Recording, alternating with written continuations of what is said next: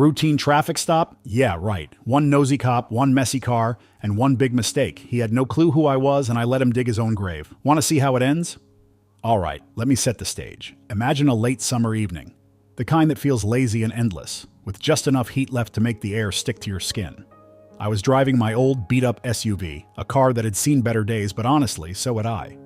The thing is, I wasn't just some random woman behind the wheel. I was Savannah Williams, a 32-year-old actress who had clawed her way to the top of Hollywood, one grueling audition at a time. But here's the kicker. Fame wasn't my thing. Not the red carpet, not the cameras flashing in my face, not even the designer dresses that were always too tight around my curves. I preferred blending in, which is why I was rocking ripped jeans, a plain white tee, and a baseball cap pulled low enough to shield my face. If anyone had seen me, they'd think I was just another chick from the block. No entourage, no glam squad, just me and my ancient ride. Now, before you think, what the hell is a movie star doing driving a car that looks like it escaped a junkyard? Let me explain. This SUV wasn't just a car. It was a relic, a piece of my past. It had been my first big purchase when I got my first big break, a reminder of where I came from and where I was never going back. And trust me, when you're a black woman in Hollywood, you keep your roots close because the world's ready to remind you where you should be. Anyway, I was on my way back from a charity event, a low-key thing for inner-city kids, the kind of gig that reminded me why I even put up with the industry's nonsense. I wasn't in a rush, just cruising through a quiet stretch of road, when out of nowhere, the blue and red lights popped up in my rearview mirror. You know that feeling? When your stomach drops like you're on a roller coaster, but there's no fun in it? Yeah, that's what hit me. I wasn't speeding, I wasn't swerving. Hell, I wasn't even playing my music loud. But I already knew how this was going to go down. The cop pulled up behind me, close enough that his headlights practically blinded me. I sighed, pulling over to the side of the road, my hands already on the wheel. Rule number 1, keep your hands visible. Rule number 2, stay calm, no matter what. When the cop walked up, I caught a glimpse of him in my side mirror. Mid-40s, white guy. Buzz cut that screamed, "Wannabe tough guy," and a face that looked like it hadn't cracked a smile in years. He tapped on my window with a flashlight, even though it wasn't dark enough to need one. "License and registration," he barked. Not even a "good evening" or "how's it going?" I handed over my documents and keeping my movements slow and deliberate. "Is there a problem, officer?" I asked, my voice calm but firm. He gave me this once-over, like he was trying to figure out what kind of trouble I was. "You always drive this piece of junk?" he asked, smirking like he'd just cracked the funniest joke in the world. "Yep, it's reliable," I shot back, matching his smirk with one of my own. He didn't like that. His eyes narrowed as he stepped back, shining his flashlight into the back seat. "What's in the car?" he asked. "Nothing illegal, if that's what you're fishing for," I said, keeping my tone even. But inside? Oh, I was boiling. He motioned for me to step out of the car. Now let me tell you, I knew better than to argue. I opened the door and stepped out, standing tall even though every fiber of my being wanted to scream. "What's your name?" he demanded, like it wasn't right there on my license. "Savannah," I said. No last name, no elaboration. His eyes flicked back to the documents in his hand, and for a split second I wondered if he'd recognize me.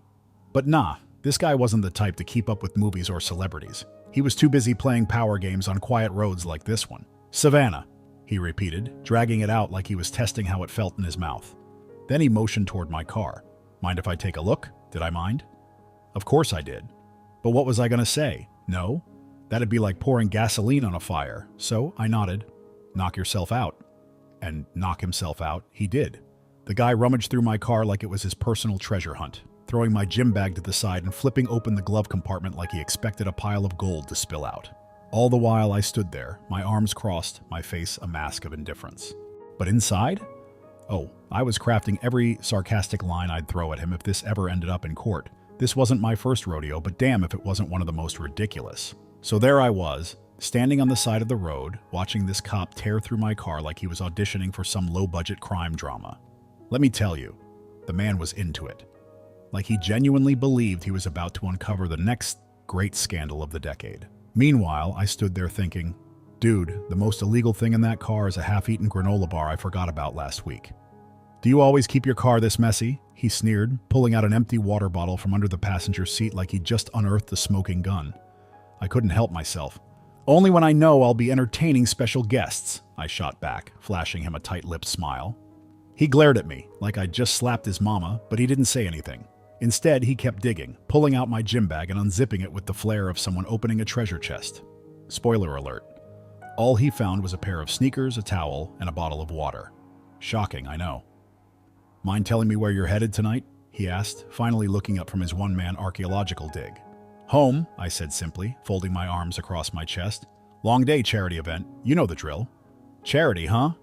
His tone was so condescending it could have melted steel. What kind of charity work do you do, Miss Savannah? There it was. That little pause before my name, the way he said it. Like he was testing me, trying to see if I'd slip up or admit to some dark secret he'd already decided I was hiding. Helping underprivileged kids, I said, keeping my voice calm. Anything else you'd like to know? Blood type? Favorite pizza topping? He didn't laugh, of course. Humor wasn't exactly this guy's strong suit. Instead, he leaned in closer, his flashlight beam now aimed directly at my face. You seem awfully calm for someone being questioned by the police. Oh, that one. The classic, why aren't you scared routine. I bit back the urge to roll my eyes and instead gave him my best, are you serious right now look. Maybe because I've got nothing to hide, I said, tilting my head slightly. Crazy concept, right? He stepped back, but only slightly, and gestured toward the trunk. Pop it open. At this point, I was seriously considering charging him an hourly rate for his little scavenger hunt, but I didn't say a word. I walked over, opened the trunk, and stepped back. He went through every inch of it, checked under the floorboard, inside the spare tire compartment, even patted down my grocery bags like they might be hiding a kilo of something illegal. And the whole time, I just stood there, arms crossed, watching him like he was the world's worst magician performing the world's most predictable trick. You know, I said after a few minutes, unable to resist. If you're looking for something specific, you could just ask. Saves us both some time. His jaw tightened, but he didn't respond. Instead, he stood up straight, dusted off his hands like he'd just finished digging a ditch, and gave me a hard look. You sure this is your car? That was it. That was the moment I felt the switch flip in my brain. The one that goes from be patient to oh hell no. Yes, I said, my voice sharp now. It's my car, registered in my name, paid for with my money. Anything else you'd like to accuse me of? He didn't like that. His face twitched slightly, like he wasn't used to people talking back. No need to get defensive, Miss Savannah. Just doing my job.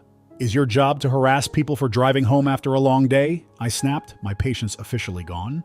Or is this your idea of community service? For a moment, he didn't say anything. Just stood there, his flashlight dangling at his side, staring at me like I'd just grown a second head.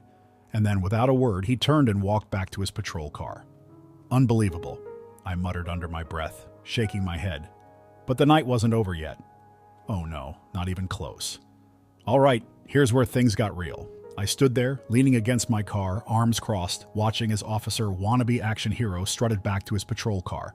He wasn't done, I could feel it. You know that moment when someone's just too stubborn to back off? Yeah, this guy was about to double down. He sat in his cruiser, fiddling with something.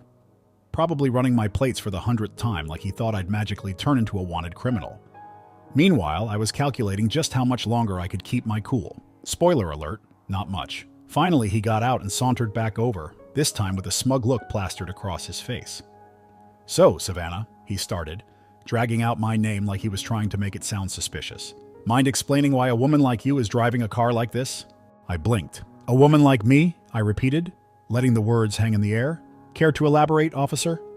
He hesitated, but only for a second. You know what I mean. Oh, I knew exactly what he meant. Right, I said, voice dripping with sarcasm.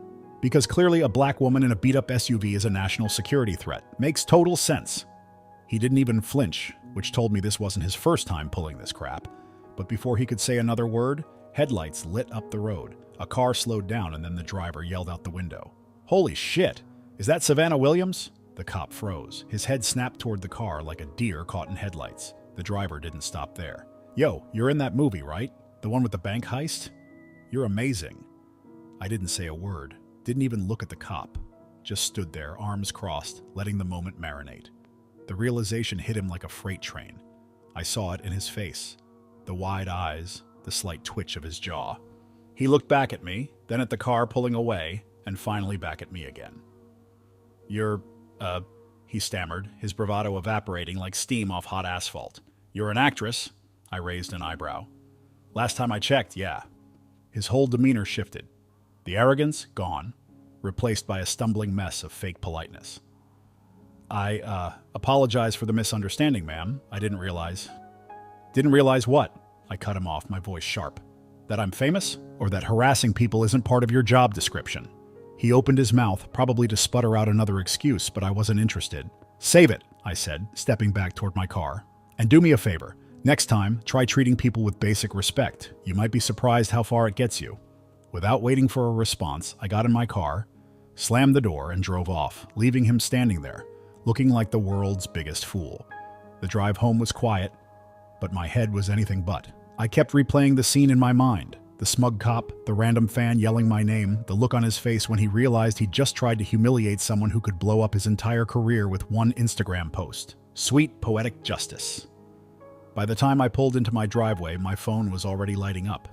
Someone had recorded the whole thing, of course they had, and it was spreading faster than a wildfire. Social media was on fire with hashtags like #justice for Savannah and #racistcopfail. Comments ranged from outrage to straight up roasting the guy. Who's the cop? Dude just ended his own career in 4K, one user wrote. Another chimed in, imagine harassing someone and finding out they're a freaking movie star. Embarrassing. I should have been furious, and believe me, I was, but I couldn't help but feel a little satisfaction. For once, the system wasn't going to sweep this under the rug, not when the world was watching. The next morning, my publicist called, her voice a mix of panic and excitement. Savannah, this thing is everywhere. Do you want to make a statement? We could turn this into a major PR win. I sighed, staring out the window. No statements. The video speaks for itself. Sure enough, by the afternoon, the police department had issued a formal apology, promising a thorough investigation. Translation? They were scrambling to save face. Meanwhile, the cop was placed on administrative leave, a fancy way of saying, sit at home and hope this blows over. But it wasn't blowing over. News outlets picked up the story, activists demanded accountability, and fans flooded my inbox with messages of support. That night, as I sat on my couch, scrolling through the chaos, one message stood out. It was from a young girl who wrote, "Thank you for standing your ground. You showed me I don't have to be afraid." And that, right there, made it all worth it. Because yeah, the world's a mess, and people like that cop remind you just how far we still have to go.